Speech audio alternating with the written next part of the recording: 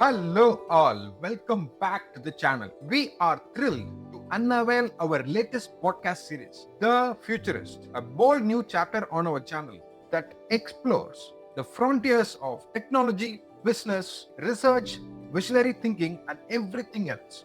This series is dedicated to dreamers, builders, change makers who are shaping the future of the world. So buckle up for the exciting ride.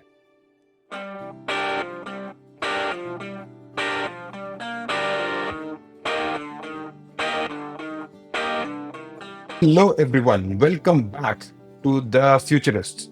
Today, we are having an interesting guest and celebrity from Startup Singam, which is based out of Tamil Nadu. So, he is the CEO of Startup Singam, who is Arun Nair with a good experience and network across South India. So, happy to introduce Arun Nair to you. Please feel free to shoot out your comments in the comment section. You can ask as much as questions as possible for to respond.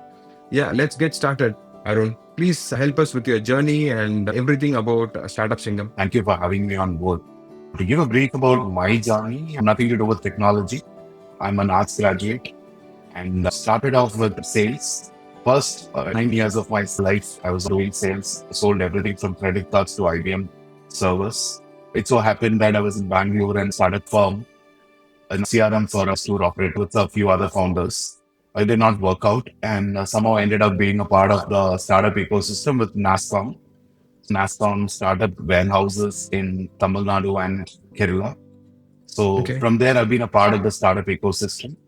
The first 6 years worked with NASCOM, then had the opportunity to work with Vadwani Foundation in setting up a direct to startup program. Okay. Also had some exposure into the MSME and startup world through Tide, wherein I worked as executive director. I can proudly say that I've seen this ecosystem build up and evolve in the last 10, 12 years. And I've seen how at the right time, it could be, it's not always funding, right? It could be mentorship, it could be some kind of a business connect. And how I've seen lives transform. The founders or the entrepreneurs have transformed lives of many employers, there's other stakeholders. So being happy to be a part of the journey and seeing India grow as a startup destination and proud to be part of it. Yeah, it's an absolute pleasure to have you here, Arun. Thank you so much for your time. We see that you are associated with Startup Singam, which is a popular episode in South India now. We would like to hear more about it, and you can give an introduction about The Startup Singam is a televised platform for startup funding. It is to create a complete platform, help the startup with the right kind of capital and ecosystem support, which will actually help them scale. So Startup Singam are very simple. How do we go ahead and accelerate the funding journey? Founder, Okay. and if you have tried to raise funds, the whole journey of fundraise for a first-time founder is anywhere from 9 to 15 to 16 months. This Okay. goes from the time Yeah. you start thinking about raising funds, meeting investors, going through due diligence. So how do we accelerate the whole process for startups? South of India, we are very subtle when it comes to success stories. Even if we go in and achieve something like an X plus A, we will still tend to say X minus A and we will try to keep it under the radars. Though it's a great quality to have, but then we also see that somewhere you have to blow your trumpet. Somewhere this success story has to be told out. And every time a success story is told out loud, right, it inspires at least another 1,000 people to come up and create their own success journey. So two things, right? So like I said, amplifying your success stories and accelerating your fundraise. So these are two Yeah. things that are accelerating or simplifying your fundraise journeys. So these are two things that we work on. Another thing that we try to focus is people actually look up still, at least in Tamil Nadu and Kerala, people still look at investment means gold or real estate. But how do you actually go ahead and help them understand that startup is a good asset class to invest in? Yes. How do I work with some of the ultra HNIs and help them realize that startup is a good asset class to invest in and the kind of Yes. possibilities. And Yeah, perfect. Absolutely, Arun. I agree with a lot of points that you have brought in, especially the last point. In Western countries like US or in the Europe region, people are diversifying the investment. They're not only putting it in real estate, invest in startups, and they know the potential of how a startup, it can be a tech or non-tech, or it can be in any field. The outcome of investing in a startup is incredibly greater than investing in gold. Most of the people like wealthy in India are still having it as a gray area. I think Startup Singam is going to play a pivotal role in having that knowledge shared across India. Like you mentioned about the accelerator program that you're running in Startup Singam for doing the fundraising. We believe that it is going to accelerate an investor who has already a product and then they wanted to have either one of the services like mentorship, fundraising, gaining access to network. That's where Startup Singam is going to play a crucial role. And I think it's one such keen initiative, the early initiatives that happened in South India. There isn't any lot of accelerators programs across India, especially in South India. So I believe Startup Singam is going to play a crucial role in the upcoming days in nurturing the ecosystem. Yeah, thank you so much. And so, like, the next question is going to be on what you mentioned about Startup Singam. Like, you mentioned something about the fundraising. I am into startups and building products outside my work. So, what would you look for in a company before you initiate a fundraising process? Or you can explain more about it, about the fundraising. Fundraising is actually a journey. But the number one, why I always tell the founders, please understand whether you actually need the funds. So do not raise funds just for saying it loud that we have raised funds. So your Yes. equity shares that you hold in your company is your biggest asset. It will become the biggest asset at some point of time. Yeah. So even if you are raising funds, do you have a clear roadmap of how you're going to utilize the funds, Use that. where you're going to Yeah. utilize the funds, and is it worth it? And Yeah. also another thing that I keep telling our founders is always look at whom you're getting on board. It's it's not just the money that comes in. It's also an investor who comes along with the money. So you Yes. should make sure that this is somebody who is going to travel a long way with you. So your Yes. vision should be aligned. Your thinking thought process and your future vision for the company should be aligned. Investors should have a full buy-in that this is what the founder wants. This is what the founder is building. I'm sure the advisors can happen, but we should so Yeah. fundraising, like I said, it's going to be a long, very, very long journey. So if you are a founder and raising funds for the first time, the only thing that people actually look at you is, are you a passionate founder? Does your idea have that kind of scalability? Or is it worth pursuing? These are some of the basic factors any investor will look at a very early stage. The moment you Yeah. start fundraising, right? One of the founders should be like full time fundraising for the company. So he should understand what is going to be for the next 6 months and what I'm planning to do in 3 months, in 6 months. Is the revenue that I'm generating enough to support it? Not what is the kind of funds that I would need. So you should have a holistic 360-degree view of your product, your company, your roadmap, everything. If I'm planning to raise funds, VC may not be the right person. But that does not mean that I will go to a VC only when I raise funds. So I should actually make sure that these are the VCs that I want to work with. And these are my bridge round or my series A investors that I want to work with. Yeah. Actually have them on your side. So you should plan in advance, at least like 1 to 2 years in advance. So make sure that the VCs or the investors are also aware of your company. So it should not be like you're hearing the company for the first time, right? Again, Makes sense. actually, to our founder, I don't want to take names. So he's like a Sunika. He has a CRM which is very popular in US. So I know that when he was trying to raise funds, no investor was ready to invest. But what he did is every single milestone in the company, there is a new customer acquired, or he just went ahead and sent out these small email notes to all the investors. So, Yes. and when he was in a position to raise funds by 2018, everybody actually knew everything about him. Yeah. And I'm not telling those newsletters that you send out in which people just ignore. These are like one words, right? Hey, just wanted to keep you posted that I was in talk with this particular firm for the last 6 months and I've been able to close the deal. Just want to keep you posted. Yeah. Thanks. Bye. Yes. So that one line and Yeah. that. So a similar way, Yeah. Yeah. right? I'm not telling that this is going to work for everybody, but you need to know who are the ones whom you will be approaching, say, next year or in the next 6 months, and who are the ones who can actually make you the right kind of reference to the investor whom you actually want to reach out to. So you need to have your list, you need to have your requirement, everything in place. Absolutely agree with you. The constant keeping in touch, that's very important, not only in startups, it can be anywhere. It can be even in your profession, wherein you have to make sure that your colleague or your customer or your leadership are aware of your work. and they are constantly getting the notifications or basically where you are with your vision and where what problems you're tackling. And like, so that you will basically create a visibility and trust. Trust is the most important thing in any business. It can be a profession, your personal business, or it can be a startup, working with customer, or it can be a relationship with the friends or family. Trust is built only with constant notifications and communications happening. Thank you so much for the information. Apart from that, you are a CEO of Startup Singam, right? So, being a CEO, Like, a lot of responsibilities, and you are the face of the firm. What are the challenges that you face? What are the opportunities that you see? How do you tackle your day? How do you manage people? Can you please help us understand more about your day-to-day work? we look at work in two ways, right? One is today. You look Yeah. at a program like startups, there has been a lot of televised programs in terms of fundraising, which we are all very familiar with.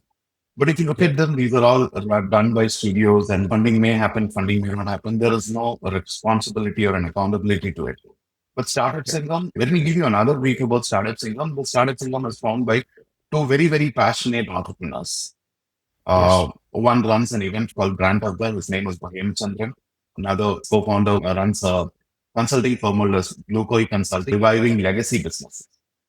That's interesting. So they're very passionate and have multiple businesses they have been a part of, and had this dream of giving back to the Tamil Nadu startup ecosystem. Yeah. I was actually brought into the vision, and I wholeheartedly appreciate and I wanted to be a part of the whole journey. And the kind of trust that has been put on me, right? And that is one of the things which keeps me moving.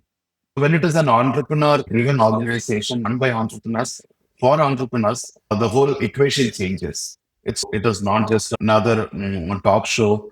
It is not just some same set of investors. So there is a lot of process that goes into it, right?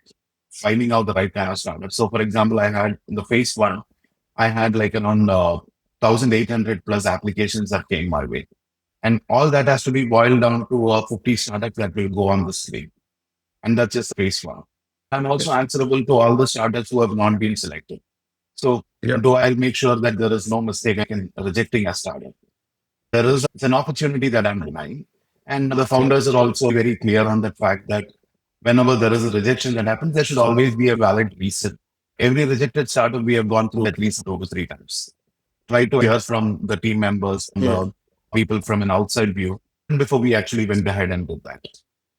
And we look at Yes. things in two ways, right? One, today is where all the action happens.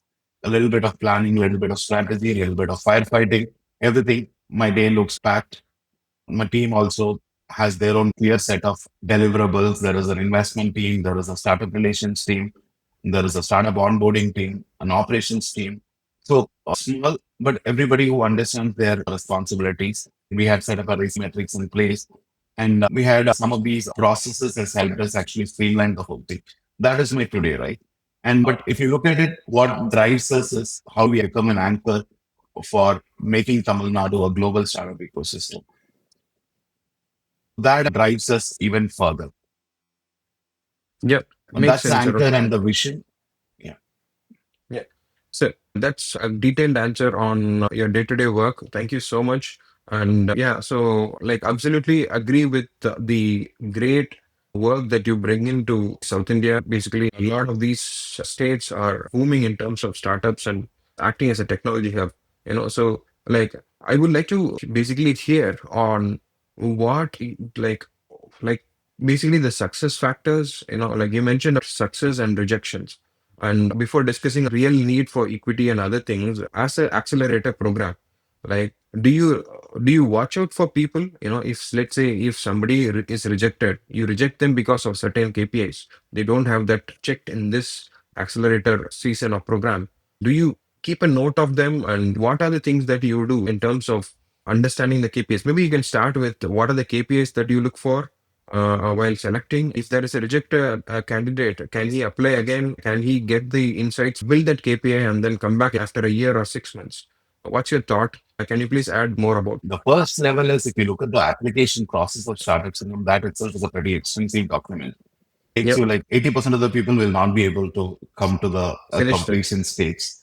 And the Yes. finishing it itself like a very, very difficult thing. Second thing is we look at what is the scalability of a startup. Is this an investable idea?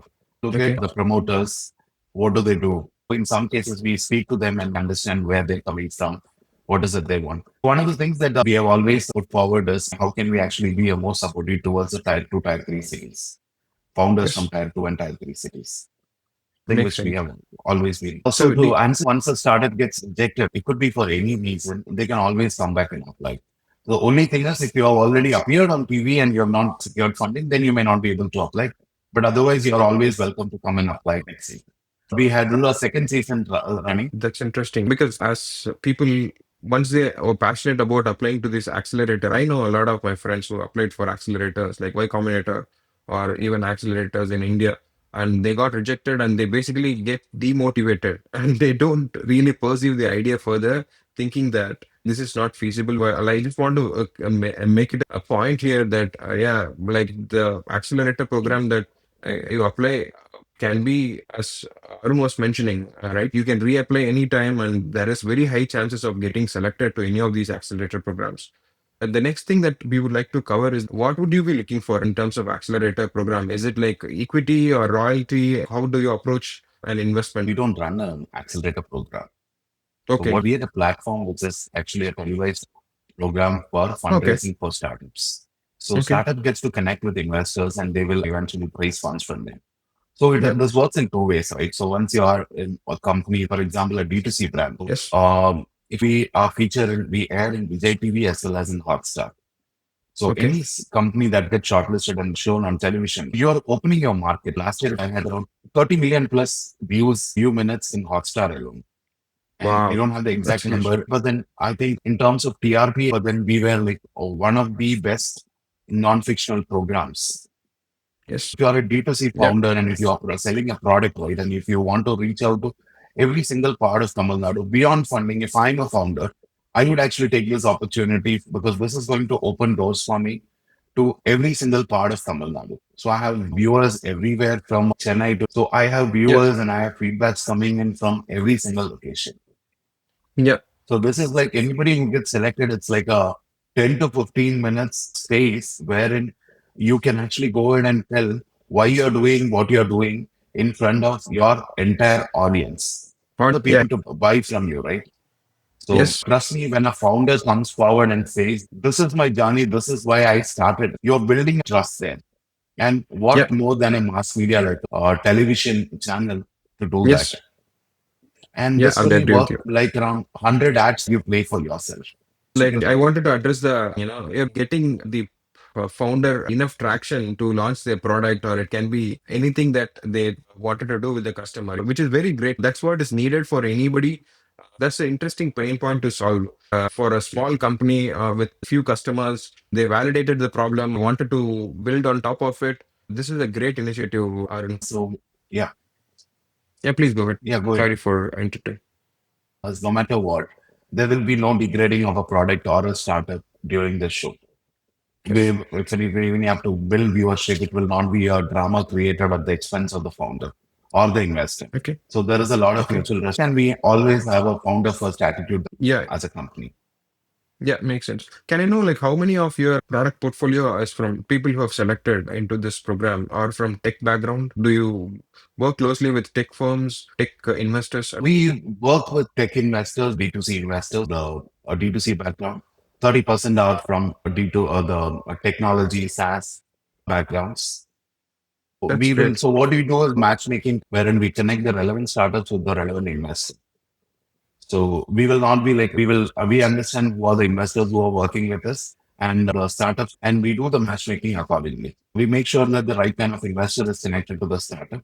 Wow, that's interesting. Thank you so much. Apart from this, I think I've covered a lot of questions. What would you look for in a founder? Just before going to the conclusion, I would like to understand what would you look for from a founder or a founding team, like the specifics before helping them out, assisting them with or selecting them to a See, one of the things, right? So people keep asking, how do we simplify the whole funding process?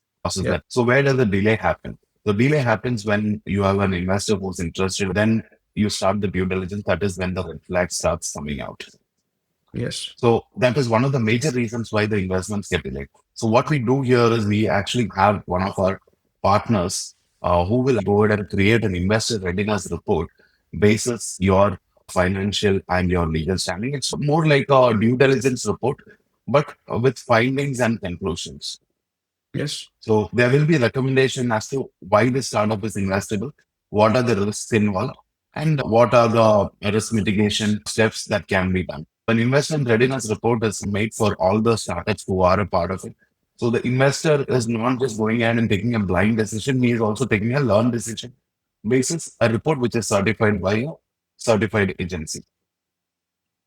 So if you ask me, what do I look in a startup? So one is full-time founders who are looking forward to raise funds, create visibility for themselves. So the passion and energy that they carry, they want it to be Okay. showcased. This would be a great platform. Yeah, which means even if the product is not generating tons of revenue, they have customers who are interested. A lot of these AI companies, don't really have the traction. Building the product itself is taking a lot of time and money. And the founders or the tech people need that initial funding to build the company.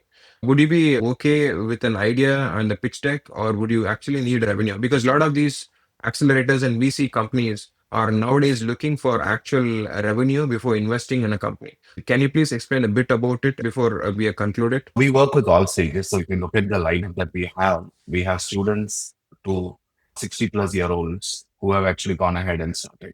We Okay. are very inclusive and diverse in that way. So we are not restricting ourselves to any particular kind or set of startups. So we have people who are just with an idea and people who are doing like around 60 crores in revenue per year. So Wow. the whole sector is very diversified. Thank you so much, Arun. Thank you for your time. It's a lot of knowledge that I personally gained, and I believe a lot of budding entrepreneurs or founders would be having this video helpful. And it will be definitely, as you mentioned in the initial stages of the video, an inspirational video. Thank you so much for your time. It was a pleasant time conversing with you and then trying to gain insights and knowledge from your experience. I would like to keep in touch for the upcoming days and work with you collaboratively. Thank you so much. Have a great day.